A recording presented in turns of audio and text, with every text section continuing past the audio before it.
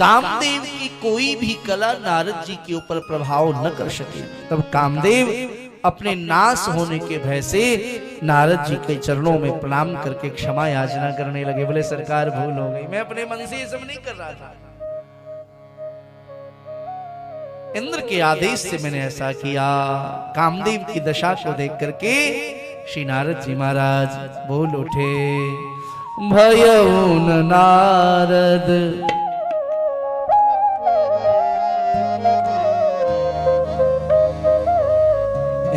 भयउन नारद मन कछु रोसा, भयउन नारद मन कछु रोसा, भयउन नारद मन कछु रोसा, भयउन नारद मन कछु रोसा, कहे प्रिय बचन काम परितोषा, कही बचन काम परितोषा, कही प्रिय बचन काम परितोषा, प्रिय बचन काम परितोषा।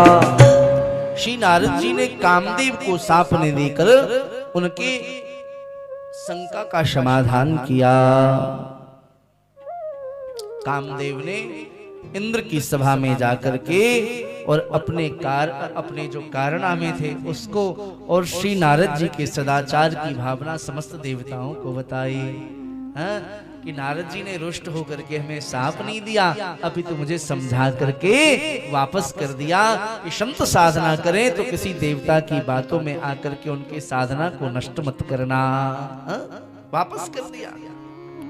सभी देवताओं ने श्री नारद जी की बड़ी प्रशंसा की। चारों ओर नारद जी की चर्चा फैलने लगी, यशगान होने लगा, उनकी कीर्ति बढ़ने लगी।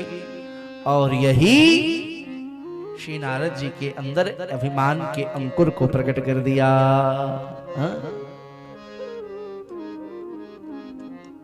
स्वामी राम कहते हैं, मैं तुम्हें चाहूं तो चाहूं, तुम न मुझको चाहना, तूने गर चाहा मुझे मगरूर हो जाऊंगा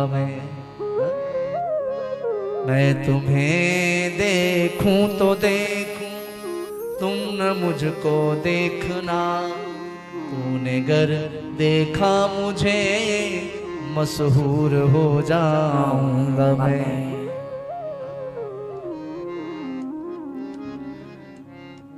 श्री नारद जी महाराज भगवत भजन करते हुए एक बार पहुंच गए कैलाश पर्वत पर महादेव के पास।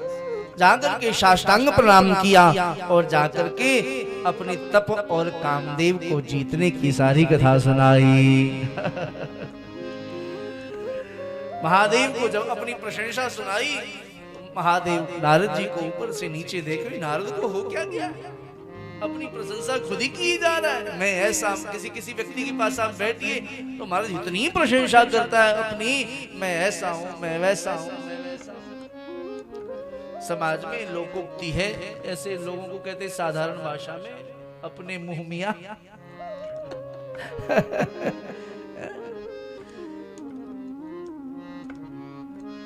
नारद जी को देख करके महादेव समझ गए कि इनको भजन किया है इन्होंने, भजन करने का भी अहंकार हो गया है, साधना की सफलता का भी मद हो गया है।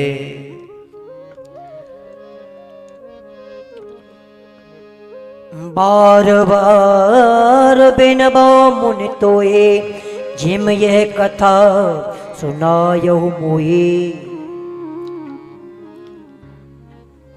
ऋषि याज्ञवल्क्य भारद्वाज से कहते हैं, महादेव ने कहा बहुत अच्छा नारद, आप बहुत बढ़िया हो, आपने कामदेव को जीत ली। भगवान करे आपके हृदय में कभी विकार प्रकट न हो, पर नारद एक आग्रह था आपसे। उन्हें क्या? सुनो नारद जी, मुझे जो कहा सो कहा, ये बात जाकर के नारायण को आप मत कह देना। प्यार से बोलिए जय सिया राम। जय सिया राम।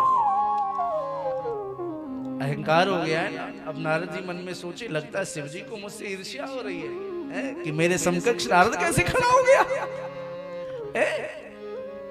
इसलिए अब मेरी कीर्ति चारों ओर फैले, ऐसा शिव जी भी नहीं चाहते। कृपाना अहंकार जो होता है तो देखो क्या क्या होता है, कैसी बुद्धि हो जाती है। बोले तुमने मुझे बताई सो बताई, भगवान नारायण को नहीं बताना, ये कभी हरि को मत बताना।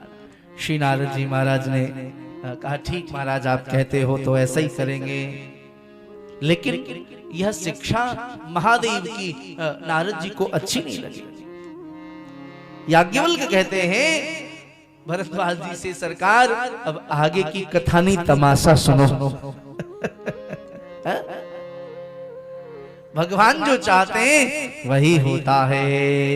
राम की न चाह सोई होई, राम की न चाह सोई होई, करे अन्यथा असुर नहीं कोई, अज करे अन्यथा अस नहीं कोई, करे अन्यथा अस नहीं कोई, करे अन्यथा अस नहीं कोई।